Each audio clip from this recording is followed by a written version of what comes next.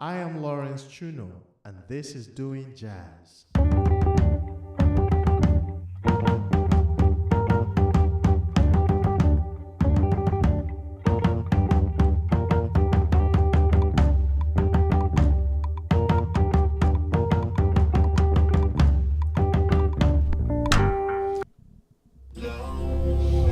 Hello everyone and welcome to Doing Jazz. My name is Lawrence Chuno and this episode is with trumpeter, composer and singer Wayne Tucker. Wayne has an extensive musical resume that includes releasing 2 highly reviewed albums and playing with many accomplished artists including Cyrille Aimée, Elvis Costello and Taylor Swift. On Wayne's latest album, Wake Up and See the Sun, he delivers some well-developed feel-good interpretations of a collection of pop classics and a few of his original compositions. The song playing in the background is the title track of the album, Wake Up and See the Sun. During my conversation with Wayne, you'll hear the songs Bad Religion, Retrograde, They Won't Go When I Go, and Humans Groove Harder Than Robots. Towards the end of the conversation, you'll hear the song Little Body. These songs are all from the album Wake Up and See the Sun. After listening to this episode, you can learn more about Wayne Tucker by going to the website of the show, www.doingjazz.net, and you can listen to more episodes of Doing Jazz by subscribing on iTunes, Spotify, and any of the available podcast vendors. Okay, ladies and gentlemen, I present Wayne Tucker in your face.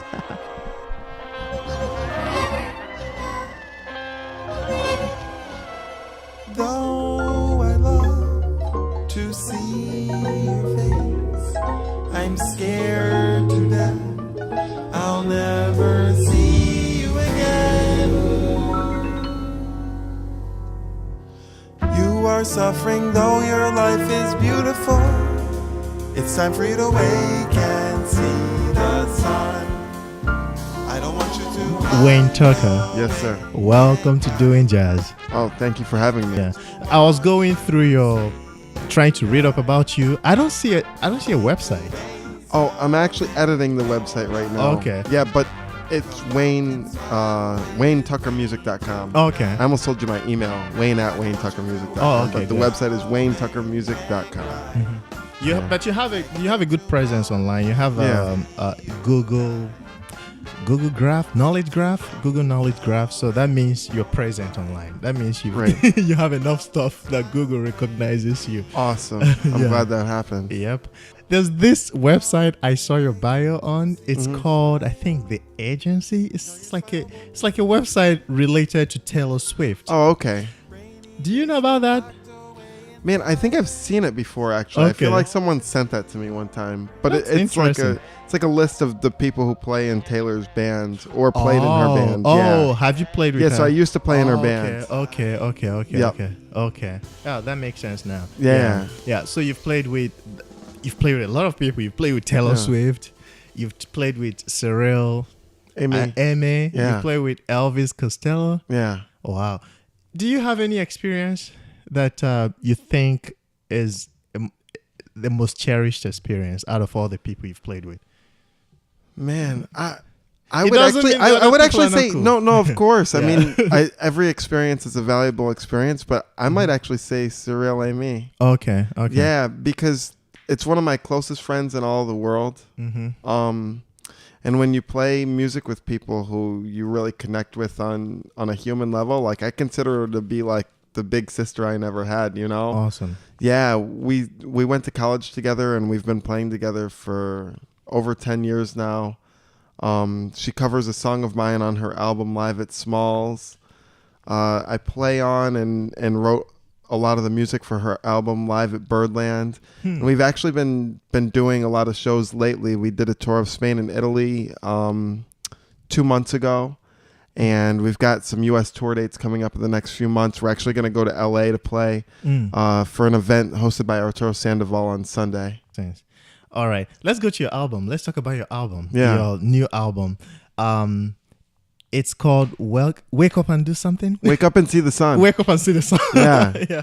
All right. I've been listening to it all day. How about I ask you this open question? Yeah. What made you record that album? Okay.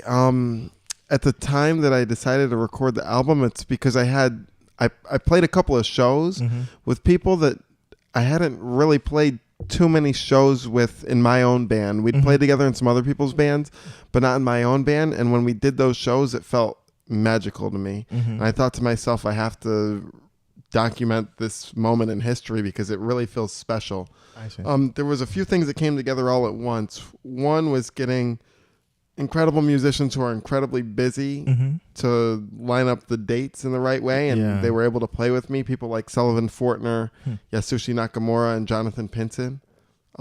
So that was really amazing for me. We went and played my music, and it felt brand new and really an incredible experience when we played it live. So I wanted to record that. And then also another thing that I realized was that in my own music, I always heard an organ, but I never was able to put my finger on it. I never thought to myself, oh, I need organ in my music. And I had just started playing with Todd Caldwell, who I met through my roommate, Tom Larson. Yeah, so Todd plays organ on the record. And when I added that element to all the other things that were going on, musically, it was kind of like taking the vision that's always been in my head since I was a little kid and finding the way to manifest it into reality, Yeah. Nice. When I listen to the album, I hear a very fresh sound, but a sound that has taken time to develop. Yeah. Like they all sound like songs that live in you. They come out so effortlessly and at the same time so fresh. Yeah. So how long? It seems like some of the songs, you didn't just write them. You had written them a long time That's ago. true, Is actually. that true? Okay. That's definitely true. Good. For example, Little Buddy, which appears twice on the album, I wrote that song about 4 years ago. I see. Yeah, so I wrote that about 4 years ago, and originally when I wrote it, it was a period in which I was listening to a lot of R&B, and I think specifically that one in my head was kind of like I related it to a Justin Timberlake album called The 2020 Experience. I don't know if you know this album, but I know the album. yeah. So anyways, I don't know. I kind of heard it in that vibe when I first wrote the song, but as I started to play it live with people, it kept morphing and changing and developing. There's a great drummer who plays on They Won't Go When I Go, just one of the tunes of the album, but he also plays on my first album named Kenneth Salters. And it was actually his beat that became that samba, almost like R&B samba version that features Cyrille. And then the slow version, I was just messing around with my roommate Tom. I was just trying to teach him some vocal harmony, so we were playing really slow in my living room, just us two. I was playing piano and he was playing acoustic guitar, and we realized it was really beautiful actually when we played the song slow. So that's how we came up with the slow version. Lately we've been playing it. Yeah, lately we've been playing it in a completely different way than either of the album versions because it has taken so long to morph.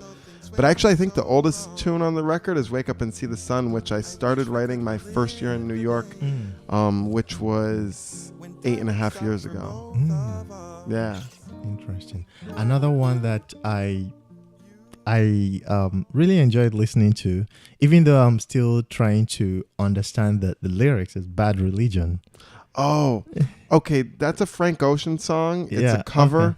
To be honest with you, I skipped the first verse. Yeah. Because it didn't hit me as strongly as the poem that's right at the beginning, which was written by my engineer, Dev Avedon, and performed by my father, Derek Tucker. That song is a metaphor. The whole thing is a metaphor. And the way that I interpret it, Frank Ocean wrote it, so only he really knows. Yeah, but you wrote a part of it, the beginning. So that beginning part was written by my engineer. Okay.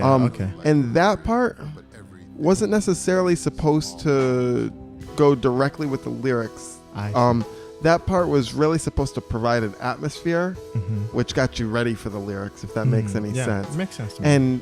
And what I understand of the song Bad Religion, the way that I took the metaphors that he relates to is that when you're in a relationship that's unhealthy for you, that it's as if you feel like you have to be committed to it, Yeah. just as if you're in a religious experience that may not be good for you, but you still feel committed to it because it's something I that's can't tell you the indoctrinated truth into, about my you know? disguise. I can't trust no one. And you say Allahu Akbar. I told him don't curse me. But boy, you need prayer. I guess it could hurt me. If it brings me to my knees, it's a bad religion. Ooh, unrequited love. To me, it's nothing but a one-man cult. And cyanide in my styrofoam cup. I can never. Though I personally, I would think that most religious experiences wouldn't be bad. I think it's just a metaphor of because he said listening to I didn't know this song. I didn't even know it was a Frank Ocean song. But he says the religion that makes you kneel. Oh, if it brings me to my knees. If it brings me to my knees. Yeah, and I took that as meaning like it brought you so much pain that it brings you to your knees. That you're like, yeah. That's why. But the thing is, like, I believe in that particular song. There's many interpretations of it. Yeah. My favorite is actually Retrograde. Oh wow. Yeah. Who wrote that? That's by James Blake. Do you know this British? I would call it like an electro R&B artist. I don't know him. Yeah. So but your interpretation, I like it. Thank you. Yeah, that song was actually pretty popular. I don't remember which film it was in, but I think it became popular from a film. And he's a young artist. Like, he's younger than me. Maybe he's 28 years old or something like that. And he sings his version. To be honest with you, the words that he says, I've read them on my own. I've showed them to other people. They're so metaphoric that I had a hard time understanding them even for myself. And I always really loved the melody and the vibe that was created. So I wanted to pay tribute more to the vibe and the atmosphere that kind of envelops you with that song. Yes, I know. Yes, I know. Yeah. Yes, I know. Who was singing? Yeah. You. That was me and my roommate Tom. Okay. Oh. Yeah. Interesting. Nice. Yeah. And we came up with just saying that on the spot. I don't know why, but it felt right. So I just went with my instincts in that particular case of the lyrics. Yeah. Nice. Yeah. Nice. That's so awesome. That's great. Yeah. And then you also covered a Stevie Wonder song, like a classic. Yeah. And you did it justice. Like, oh, thank you. The song "They Won't Go When I Go." Yeah. Do you want to talk about? You were telling me about it. Yeah, but I didn't record. I got you. So Stevie is my number one favorite. People always come up to musicians after the shows and say, "Who's your favorite artist? What do you listen to?" And instead of telling them, "I don't know," or "I like a lot of things," I decided to really investigate in my own heart, and think about what were the things that influenced me the most and what puts the biggest smile on my face. And Stevie has a very special thing that he can bring you through so many genres. And it always feels really genuine and really, really like Stevie, you wouldn't confuse it with anyone else. And my dad really loves Stevie. So I've been hearing Stevie Wonder and playing his music since I was a little kid. And that particular song, I don't know, when I started playing it live recently, I say recently, in the past couple of years, I don't know, it always felt special. It felt like it took me out of whatever space I was in that moment, whether I was playing a show at a jazz club or playing a private event or even just in my house with my friends or something. Every time that I played that song, it transported me to some other place, and I wanted to give that same feeling to other people who, whatever your difficulty is in life, to give you something to transport you away from that, even just for a moment. When you hear Stevie Wonder's songs, what do you think in terms of composition? Man, I personally, as in music, I'm most drawn to harmony, like the chords. And his chords are always so beautiful. He has some songs where the chords are really simple and beautiful, and some that are very complicated and beautiful. But he always makes sure that there's something that there's no confusion. It Yeah. always, it gives you a specific feeling. Yeah. I know that for most humans, they're most drawn to rhythm and sound, which I'm drawn to as well as Yeah. as a human. I think it was the study of music that brought me deep into harmony. Yeah. But he also has that special gift of he's a great drummer, and he knows how to write songs that make people want to dance. And he also knows how to get beautiful sounds out of many different instruments, including the voice. So I think I'm really drawn to all of those aspects. He's such a complete musician. Yes, that's what I noticed too. Because before I got into playing his songs or trying to play his songs, Yeah. I loved everything that I had. Yeah. I just listening to them as a consumer, as somebody who listens to music, then trying to play them as a musician. I'm like, wow, these are very, very deep. These are very hard to play. These songs are not easy. Like Overjoyed, for instance. Yeah, not easy. The things he did in that song, and still it came out so beautifully, so easy to consume. But his chords, the little things he does. At a point in time, I convinced myself that Stevie Wonder is like the greatest composer. Like, I don't disagree. Time, no, I don't disagree. Seriously. Yeah, maybe some other people disagree, but not for me. I just think, he does things. He does great things. Yeah. Wow. Another song is that I totally relate to for another reason is Humans Groove Harder Than Robots. Yeah. Cool. I hear some Fela Kuti vibe to that. Yeah, definitely. So how did that come about? Man, that's a good question. I actually came up with the song title as I was joking with Tom and Cyrille at lunch one day. That's when I came up with the song title. In some way, that groove was inspired by people like Fela. Yeah. But in some other way, it was inspired by a good friend who sings the title track on my debut album. He goes by Mr. Reed, and we've been friends since before I moved to New York. I mean, I've known this guy for about 12 years now, and we've been collaborating ever since. Yeah. He's got a great song called The Lion and the Cheetah.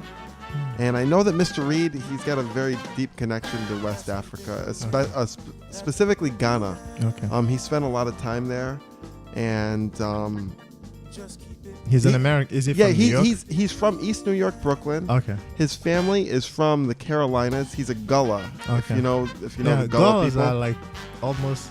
Some people say they're Nigerian. Some people say they are West Africans. Okay, so check this out, yeah. man. Mr. Reed, I've watched him speak Gullah to the girl that he used to date, and she was from Ghana. She would speak her native tribal language to him, and they would understand each other. Interesting. Yeah, I mean, at first I thought they were joking, and then I saw the look in their eyes, and they weren't joking. Like, they truly understood each other. So I think there's something about being a Gullah that does really connect you even more deeply with Africa. Yeah. And, which is, I think it's amazing. Yeah, and because I'm really jealous of it. They made effort to preserve their... Exactly. I'm jealous of that thing, because I can't do that, or I can't understand that thing. And hopefully I can continue to get the inspiration through music or through the study of culture, But he has that song called The Lion and the Cheetah, and that one definitely inspired me. What does he play? He plays the drums and he sings, and he does it at the same time. And he's one of the most talented individuals I've ever encountered. And it was a combination of his beat, Fela, and then I've actually done a lot of playing with a lot of Haitian bands. And I would actually say that I've noticed the music, the compa music in Haiti does that same thing where it relates directly back to West Africa, where you can really understand how the influence of culture is so present, So all those things kind of hit me. I actually wrote the horn line years ago when I was in college. So about 10 years ago, I wrote the horn line, and it wasn't until right before I recorded the album, I would say like 2 or 3 months before I recorded the album, that I realized that it needed that groove. Yeah. Do you listen to Fela Kuti? Man, I do sometimes, I wouldn't say, I don't know it like I know Stevie Wonder or like, and oftentimes I'll put on like Pandora or something like that, and let that take me to different places, just to hear what's out there. So, like Fela was very political, and I feel that it's very important to be politically aware, and for some people it's very important to be politically active. For me, in this present moment of my life, I feel like it's good for me to be aware, but also to continue to try to... I know that around the United States, there's a negative feeling towards politics. Yeah. And I know that in some way it's bringing a lot of people down. Yeah. So I want my music to be something that inspires people and takes them out of that space. Yeah. And so in some sense, maybe I'm not as politically active as some of my colleagues, but I do feel that it's very important, and it's especially important to be aware of the things, And I know that for Fela, that he was preaching to people, Yep. And it's hard for me to compare myself to people like that because I'm not there yet. Yeah. There's more for me to study, and there's more for me to understand. And right now I'm just navigating through the world of what it's like to be currently in the United States, and I know that for someone like Hugh or for Fela, the amount of suffering that they've had is, I can't compare mine to theirs. Theirs is much more. Yeah. Yeah. Well, I mean, genuinely. I was just looking at artistically. Yeah, for Hugh, sure. Comparing you to Hugh. No, I understand. I just think that their artistry also very deeply comes from that.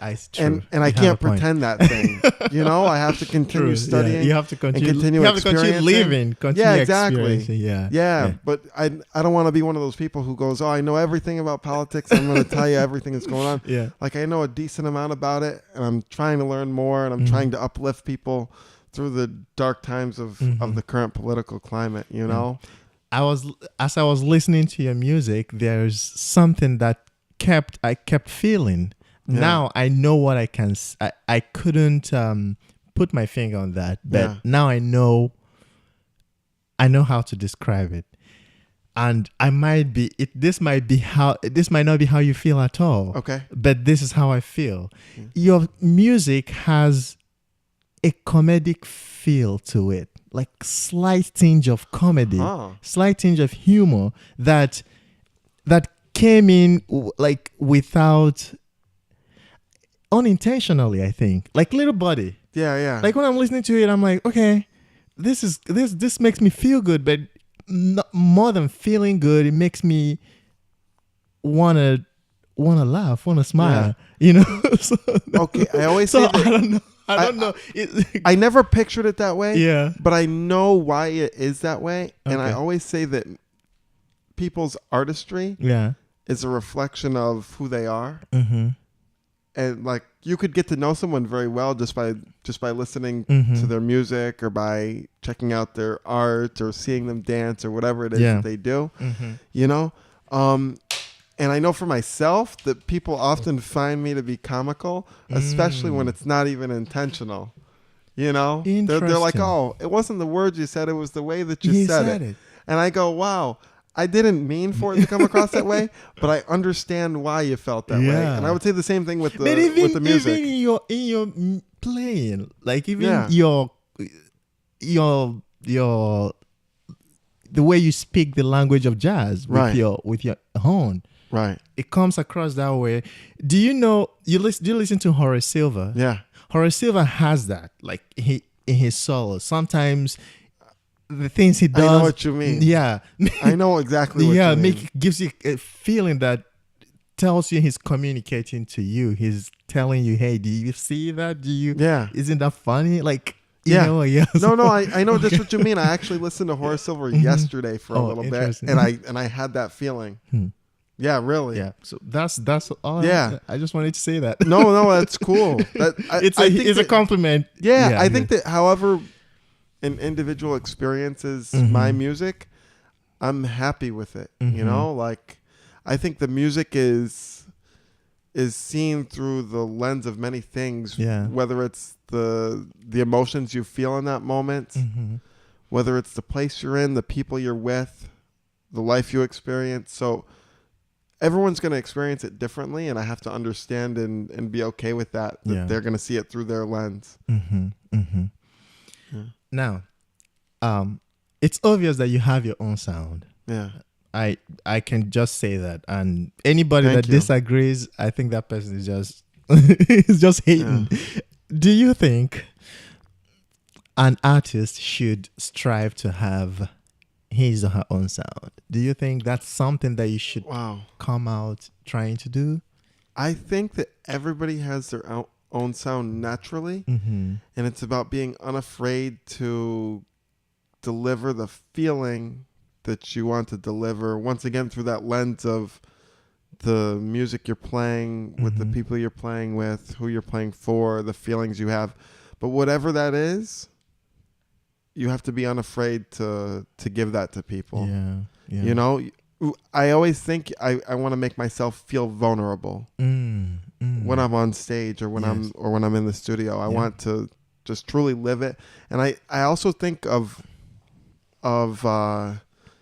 enlightenment as truly experiencing the moment and not thinking of anything besides that moment. It's a hard place to get to.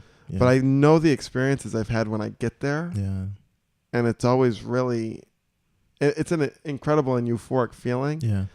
So in some sense, when you get to that place, you're just giving yourself. You know what I mean? So if anyone is giving just themselves, they're 100% unique anyways. So I think everybody has their own sound. It's removing the fear of having your own sound instead of striving to have it. If that makes any sense. It makes I think for sense some to me. people, like if you're I'm still studying music, you know, but like if you're We studying all music, are. Everybody is, we're all you know, studying. isn't it? So if you are saying, I want to have my own sound, I'm going to learn how to play the notes in a different order than the other people. I don't really know if that's truly the way to go, because in that mathematical sense, someone else has probably already done it, right? Then there's the thing of, oh, well, I'm just not going to listen to this, or this. Well, even on accident, you're probably going to do the same thing that someone already did in some way, you know?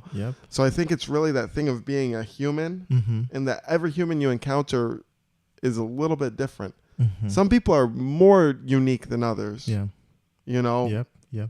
For whatever reason. I don't know if it's their life experience or you know, just the way that they express themselves or whatever, but I feel like everybody has their own thing. It's just a matter of being unafraid to give that to people. And exploring yourself to the point where you discover that, you know, and then being unafraid. You know what it was for me? It was playing shows with people so many times who just, they're going to outplay you. So you stop. I'm very competitive, and I always think like, oh, I want to be the best at whatever it is. If we're playing soccer, I want to be the best one on the field. If we're playing music, I want to be the best one in the band. But this is art.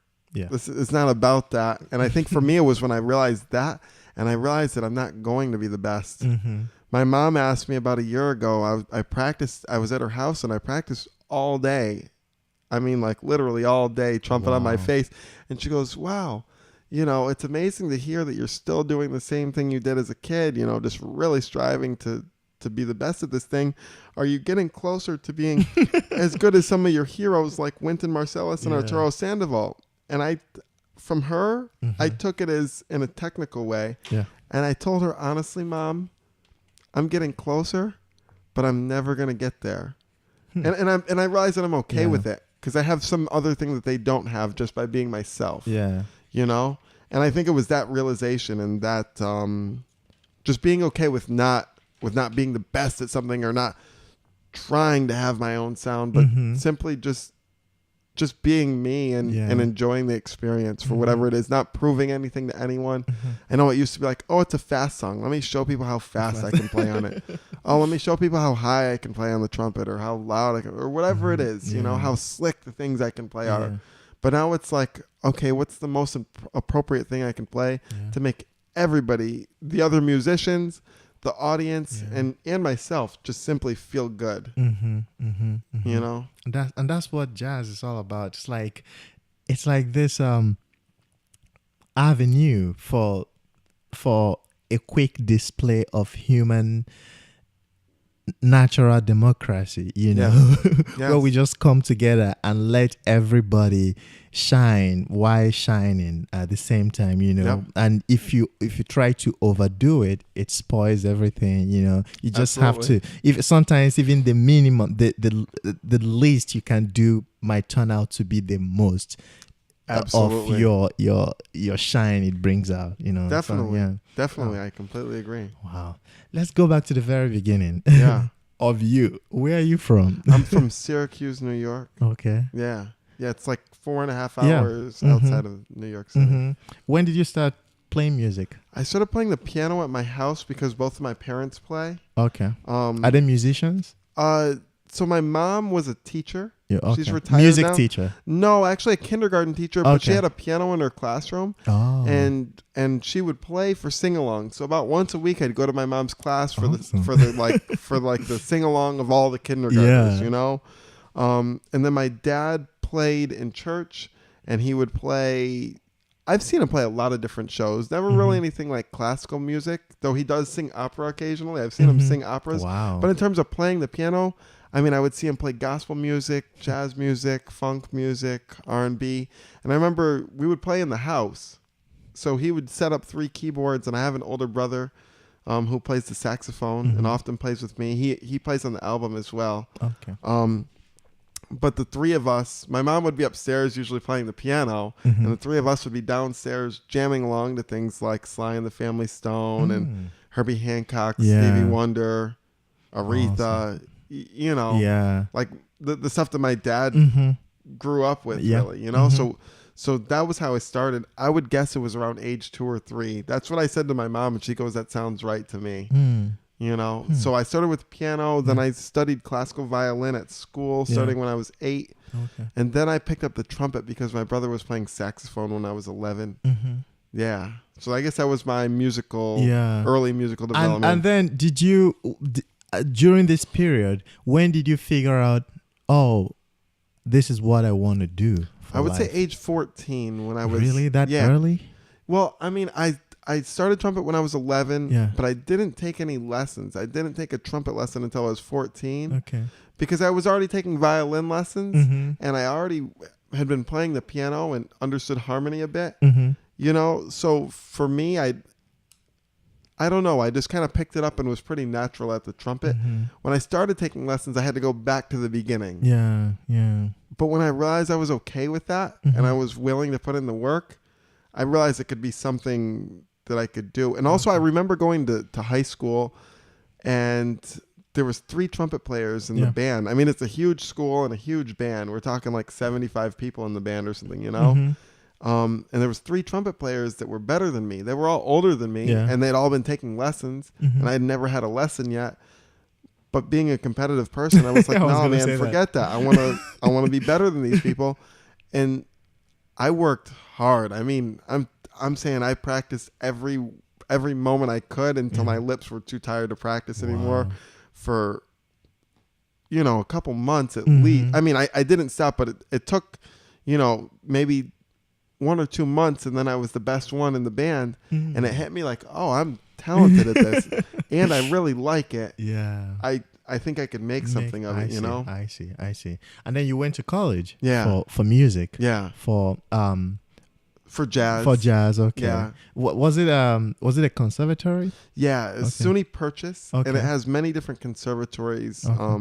They have music, dance, visual art, film, you know, many different things. So it's an amazing place because you're not just in your musical bubble. You see how your art relates to many other arts and to life in general. So when did you move to New York? May of 2009. How has it been? It's tough. It is tough, but man, I'll be honest with you. I've been very lucky. Okay. Yeah, I mean, I know New York is really hard, and I know it's really hard for a lot of people to get work. Yeah.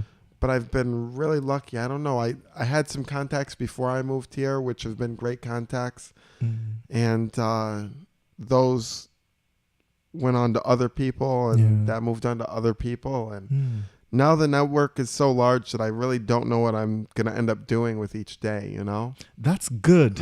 Yeah, it's great. That is good. Not a lot of people can say that. Yeah, no, I've been very lucky. I mean, there was some... I think you've put in the work. That's it. It's not just luck. Yeah, you're correct. But the thing, I never thought of it as work. To me, Yeah. it was like when I arrived and I had my trumpet, it's like, well, of course I have my trumpet. I always have my trumpet, you know? Or like, I felt the same way about going out and making connections with people. I just went out because it was fun. You know, when I was in college, there was a point for about a year and a half, I would say, that I hosted a jam session at Smalls, which if you're 19 or 20 years old is an amazing opportunity to do that every week. I didn't really realize it. I just happened to, I mean, I enjoyed it every week. Yeah. So but you were 19. Yeah. So, So I would go to Smalls and I would host the jam session. And I would meet people who I never would. But you were in SUNY Purchase. Yeah. How far is it from the so the drive? The city. Yeah, we would drive there, and it would take 45 minutes from door to door. Okay. So it was kind of like the same as coming from Brooklyn on the train to go to Smalls. I see. Yeah. Oh, nice. Yeah. Wow. That's so good. I usually say it all the time that on this little podcast that I envy people who knew right from when they were young that this is what they want to do. Yeah. You know, I never went to school for music. I went to school for math. You know, I'm a math better professor. idea. I don't know if it's a better idea, but I mean, I love math, yeah. so I'm in some sense I'm jealous. We always look at that other thing. Yeah. I see. But my music has just followed me, like haunted me, and I just can't give it up. I don't think there's any way I'm gonna give up my art. But I still look at people. I look at people like you, other people, some of my friends who've been doing it since they were like 12. You know, who knew they would do it professionally from that age. I'm like, wow, if I had known that this is what I wanted to do, maybe my life would have been different. So maybe I'm just thinking, you know. I mean, man, when I was 5 years old, I used to play on the calculator. I also used to be so excited for school to end so I could practice the piano. You know, so I loved playing basketball and soccer. I don't know. There's many things that I think like for me personally, if I would have ended up doing those things, like if I was a math professor or if I was an architect or if I was a soccer player or basketball player, I think I would be truly happy and fulfilled. But I don't think I could ever let go of any of those things in terms of like, you know, the joy that they can bring to your life. How often do you practice now? Oh, I practice every single day. Every single day. How much time each day? As much as I can. Some days, like for example, yesterday I had 3 shows. So since the trumpet is so physical, I don't necessarily want to practice for too long. Yeah. So I only practiced for about 30 minutes yesterday. Okay. You know, but it was really just like warming up. But then I was composing and arranging. You know. If I didn't have anything to do, I would practice until my lips were too tired for me not to practice. That's the spirit. Yeah, because it just feels like fun to me. But the thing is, it's like often on the trumpet, it's kind of like being an athlete. Yeah. You know you have to go for a run because you're an athlete. You know you got to go to the gym and lift or go stretch or do all the things you have to do to stay in like the top physical shape. But because you're doing the same thing every day, you can do other things while you do it. Yes. Like if you're an athlete, I see the guys that, you know, they'll be out there shooting jumpers but they got headphones on. You know? So for me, I'll have basketball on or I'll watch a documentary or I'll read, you know, an article or listen to a podcast or something like that as I'm practicing all the exercises. So it doesn't feel like I'm like giving up something else to do it. I'm just doing it while I do the other things that are interesting to me. It's become intertwined with your life, like in a very healthy way. Yeah, absolutely. Nice. I always say I got to do my trumpet yoga now, you know? Just counting my breaths and feeling at peace with this thing, you know? You play with a lot of other people. Yeah. When you get somebody's music for the first time, how do you learn it? Man, it really depends on if there's a rehearsal or not. Okay. Okay. As a math-oriented person, I categorize things. Okay. in a mathematical way. So if I see it, if I'm looking at it on the page, Yeah. then I'm going, okay, my goal is not to look at the music as much as possible. Right? Like even if I'm sight reading it, I want to look at it and see what are the patterns in it, what things are Okay. what You things are mean repeating. your goal is not to look at it as much as possible Yep, during just to experience. performance. Yep. Okay. Just to experience it. Okay. So if I'm sight reading on stage, which happens sometimes, I'm going to have to look at it, but I'm not looking at it the way that some other people do. Like you might see someone who's reading music and they're really like, I'm kind of looking at it, but I'm mostly just aware of what's happening out here, you know? Yeah. And that would be if I was sight reading. Then if there was something where there was one rehearsal, like I did a show like that last week where we had one rehearsal the day before the show. Then when I got to the show, I looked at the music and I thought to myself, okay, I remember that one because it's on this scale, it starts on this degree, and it does that 4 times in a row. Then we go to the second section, which is on this scale, and it starts on this degree and goes down, you know? So I'm definitely thinking of them in a mathematical way in terms of memorizing it. Yeah. So that I can forget about that and just experience the emotions of it. Yeah. Is that something that came to be, or is that something that you've always had? That came to be, actually. Okay. So if you grow up reading classical music on the violin, you get used to seeing a lot of dots and lines. So now the amount of dots and lines I see isn't really, it's never really like scary to me. I see. I remember that feeling where they put something in front of you, you're like, can I read that? I always look at it and I think to myself, it's kind of like reading a book. Yeah. Like, of course I can read that. It's a matter of how deeply you experience it. I see. You know? I see. So, of course, I know for myself, of course I can read the notes and rhythms.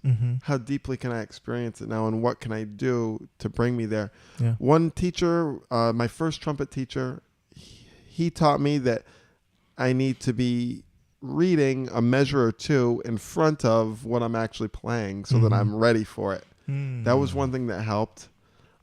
There's another teacher who I had in high school who was the conductor of an orchestra that I played in. Yeah. And he would always talk about how hearing the phrases and your musicality, your musicianship is what enhances things like reading or technique. It's not the other way around. It's not like, oh, I have tons of technique, so now it makes the music sound good. It's like, oh, I make the music sound good, so the things that are technically difficult, I'm not thinking about. I'm just making music out of it, you know? So it was like different things like that. And then I would say the study of jazz harmony. And specifically playing bebop songs in 12 keys was the thing that made me start to categorize the music in a mathematical way. Because if you want to learn a Charlie Parker song and play it in different keys, there's a lot of notes there. And even if you think you're good at math, like I'm sure I'm not like you are, you know, but even if I think, oh, I'm good at memorizing patterns and things, if you memorize 72 things, I mean, it's a lot more difficult than going, okay, this is, you know, this arpeggio. We took these 5 notes and we made it one thing. And we took the next group of notes and we made it one other thing. Oh, suddenly there's only 5 things to memorize instead of 72, you know? So I think it was the study of that also brought me there, and I took that to the reading as well, where I look at things and I go, I'm not going, oh, C, G, C, E flat. I'm like, oh, that's a C minor arpeggio. It goes down and then back up. Awesome. Do you teach? Yeah, I do actually. Okay. Yeah. I'm actually teaching. How do you find time to this. teach? Man, it's difficult actually. I have a lot less students than I used to have. I'm serious.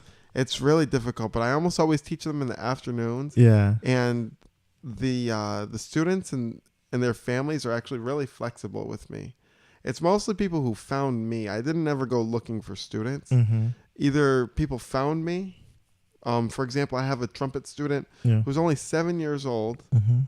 But she loves Jazz at Lincoln Center Orchestra. And her parents saw me play at Jazz at Lincoln Center. And they said, our daughter wants to study the trumpet. She loves Wynton and she loves Ryan Kaiser and Marcus Printup.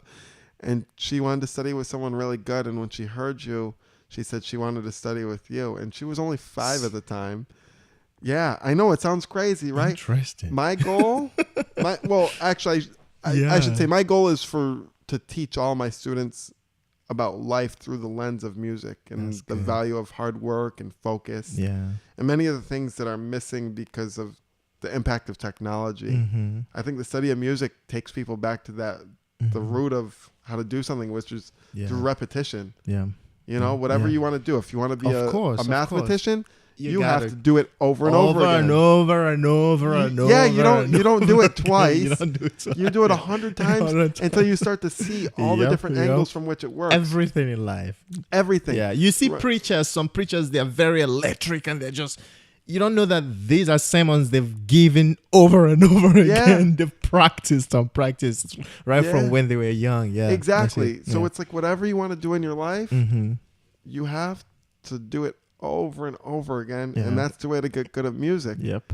You don't go, oh, I'm going to do my vocal exercises today. Mm-hmm. You're like, man, I'm going to do this every day and I'm going to do it 10 times in a row every day Mm-hmm. because that's the only way. Yeah.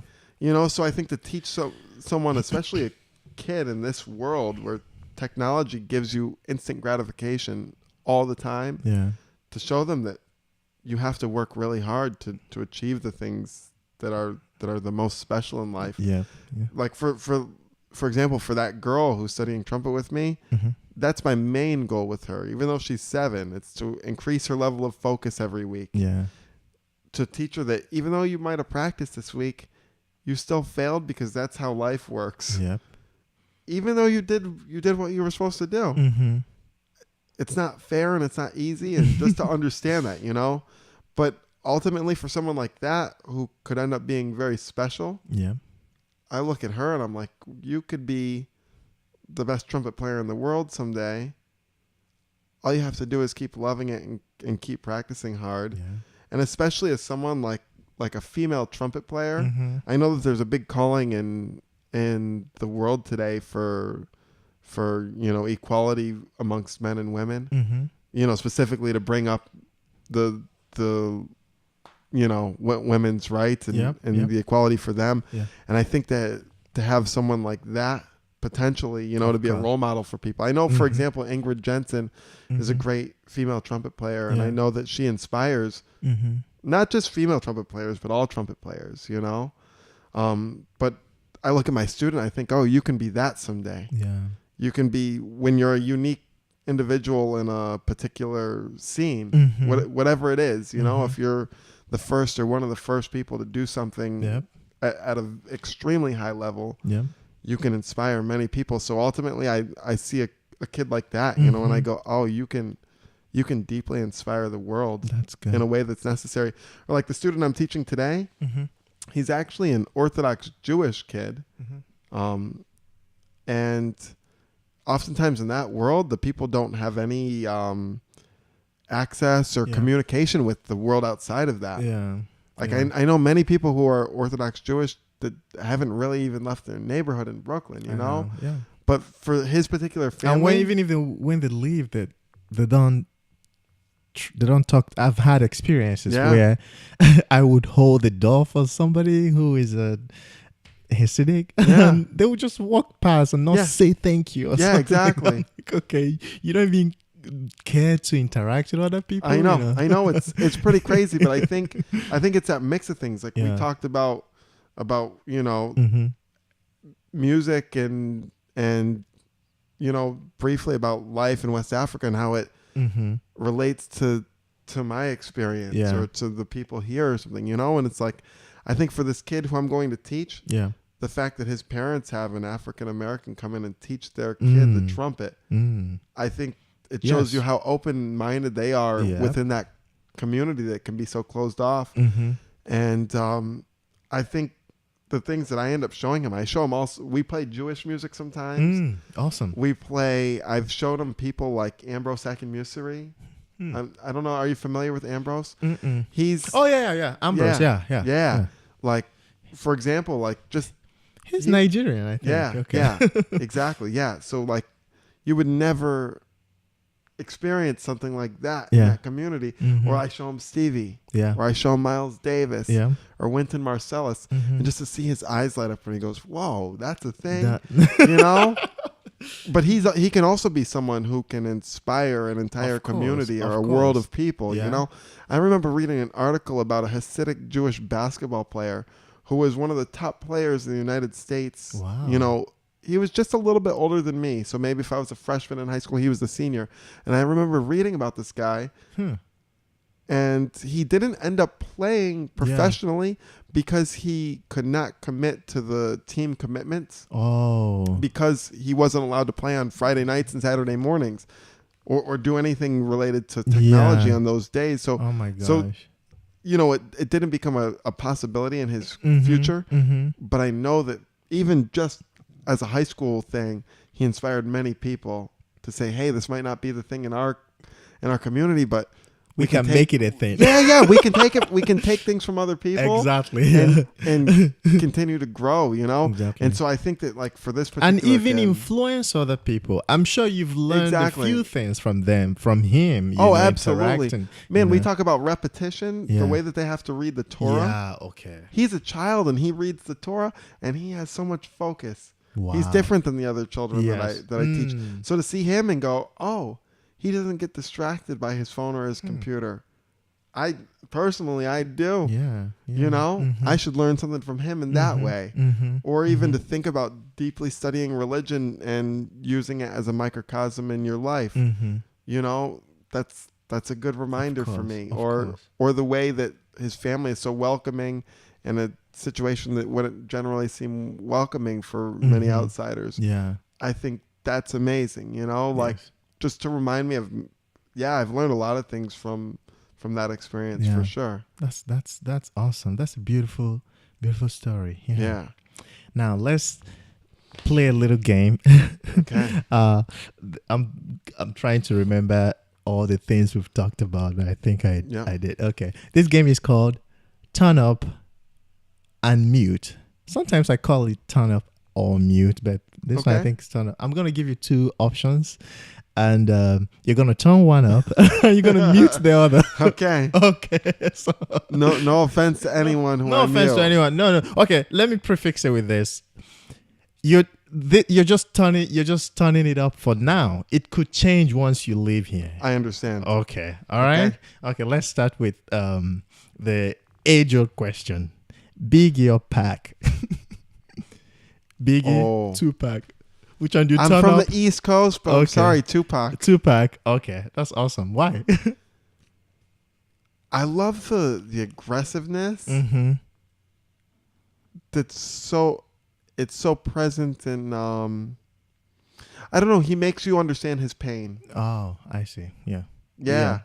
And I can deeply relate to his I can relate to his pain in some sense. And he makes you more empathetic. Through his anger, he makes me more empathetic. Yeah.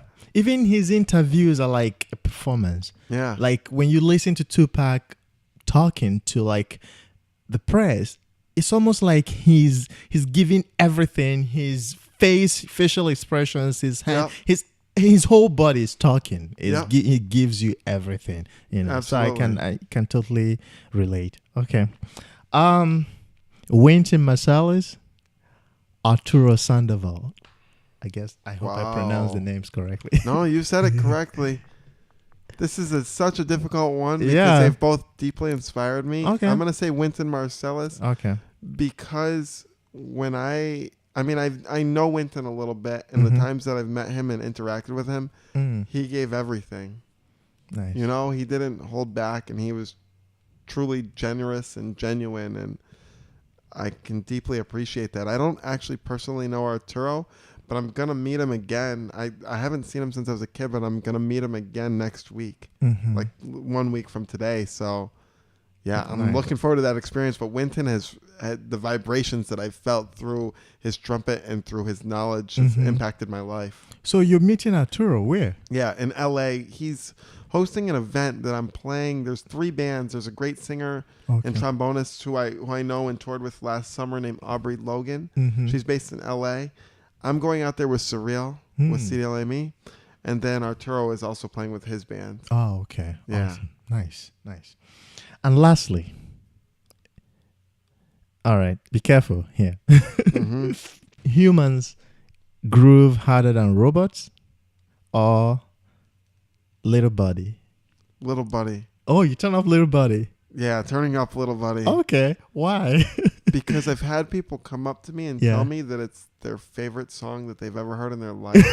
And that it deeply I tell impacted you them. that. Yeah. Yeah. I'm serious. I've had people write me. I've had people come up and tell me in person Mm-hmm. that it changed their life. How though? How did it change their life? What do they mean? I think that it was in a difficult moment or an emotional moment Yeah. where it truly uplifted them.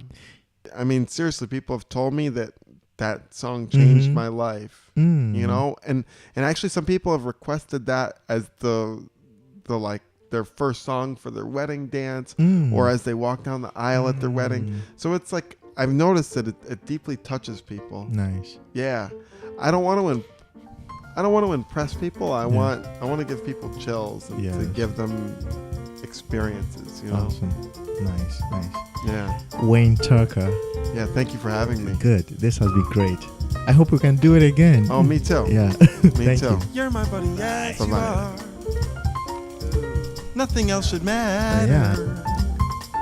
I'll always be right there for you. I hope you understand this. I know you're always there for me, even though things went so wrong. I wish we could relive the days when time was up for both of us. You know I'll care for you every part of every day. You know I'm there for you anytime. I know you like to worry, but everything is alright.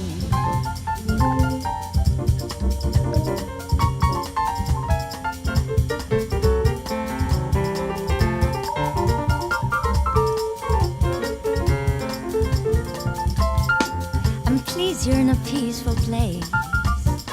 Just know that you're very strong. I know that I've made mistakes. I hope you like this heartfelt song. We met at such a different stage. Still glad I got to know you. If there's one thing you should know, I'll always have a place for you. You know I'll care for you every part of every day. You know I'm there for you anytime. I know you like to worry, but everything is alright. Ooh, alright. Ooh.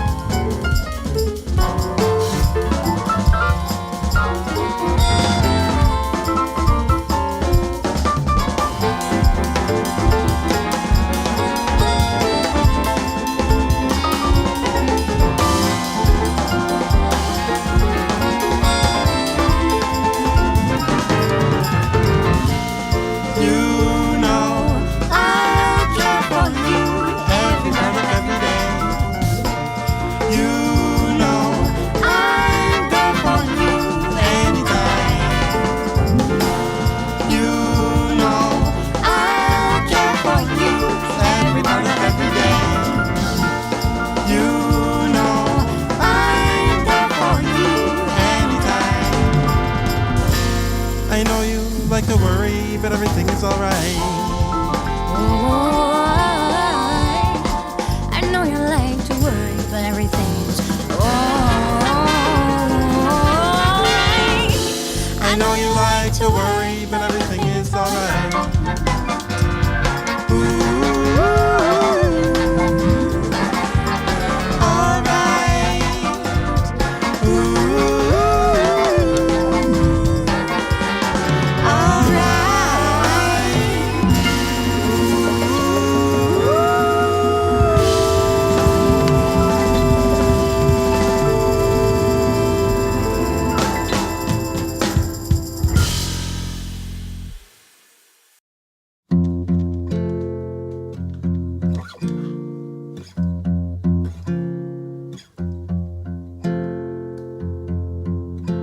my buddy, yes you are. Nothing else should matter. I'll always be right there for you. I hope you understand this. I know you're always there for me. Even though things went so wrong, I wish we could relive the days when time would stop for both of us. You know I'll care for you every part of every day. You know I'm there for you anytime. I know you like to worry, but everything is alright.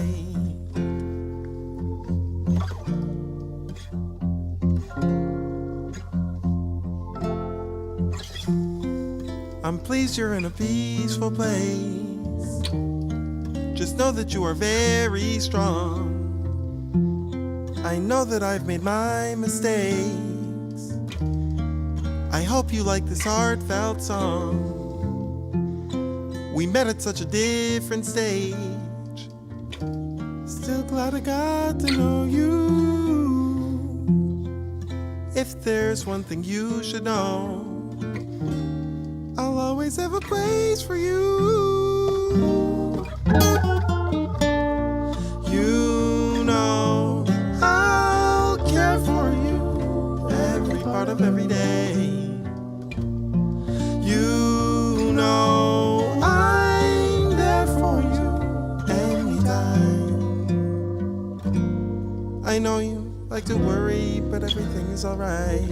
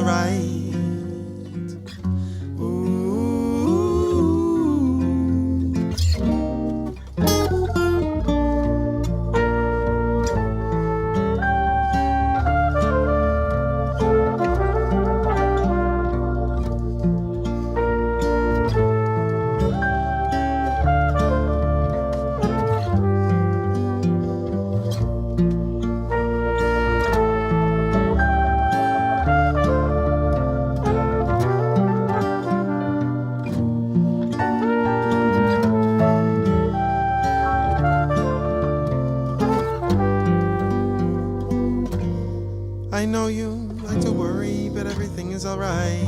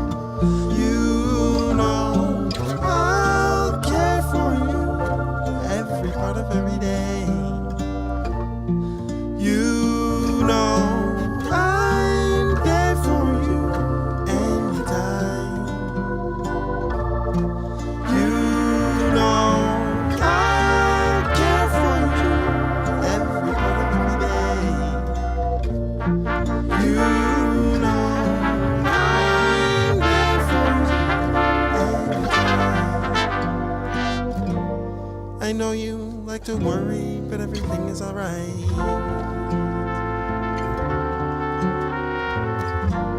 I know you like to worry, but everything is alright.